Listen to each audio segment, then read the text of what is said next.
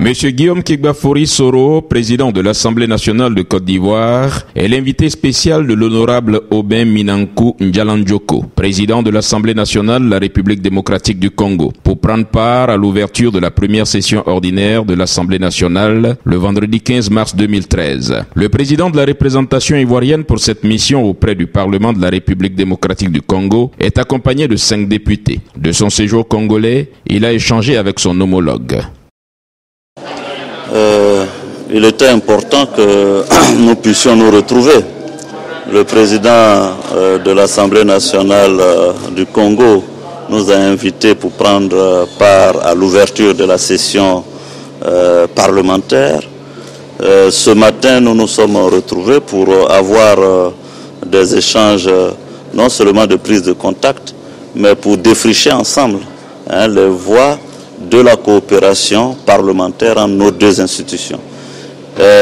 Nous avons convenu d'aller dans le sens de la mise en place de groupes d'amitié parlementaires au sein de nos différentes institutions. Et je pense que c'est une excellente chose.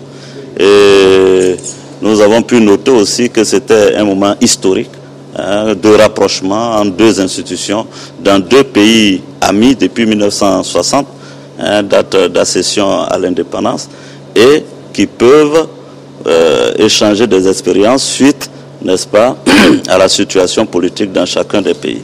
Aubin Minankou, Guillaume Soro, la nouvelle génération de la classe politique en Afrique, pourquoi ces rapprochements?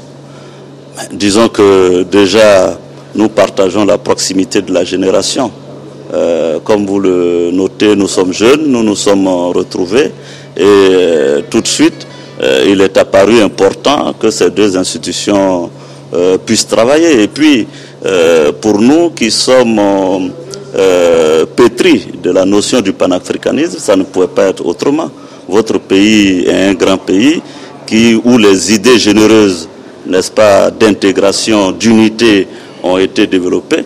Et je pense que c'est une bonne chose que nous nous retrouvions. Est-ce que vous avez évoqué la diplomatie parlementaire entre justement les deux pays pour accompagner justement la mise en place, la mise en œuvre de l'accord cadre signé à Addis Abeba? Évidemment, il a été de façon insistante question de diplomatie parlementaire. C'est la diplomatie parlementaire qui nous permet justement que ces deux institutions se retrouvent, mais qui permet aussi, et j'en suis convaincu, que nous puissions mettre des groupes d'amitié en place. Donc je pense que dans la politique du président Minankou, il l'a dit, c'est un volet qui l'intéresse énormément. Et nous aussi, si vous avez suivi les activités de l'Assemblée nationale de Côte d'Ivoire, vous verrez que nous avons consacré beaucoup d'énergie et de temps à développer sur le continent, mais partout ailleurs dans le monde, la diplomatie parlementaire. Merci. Merci. Chez le président du Sénat de la République démocratique du Congo, M. Léon Kingo Wadondo, le président Soro a reçu en souvenir un tableau. Il a signé le livre d'or pour marquer son passage.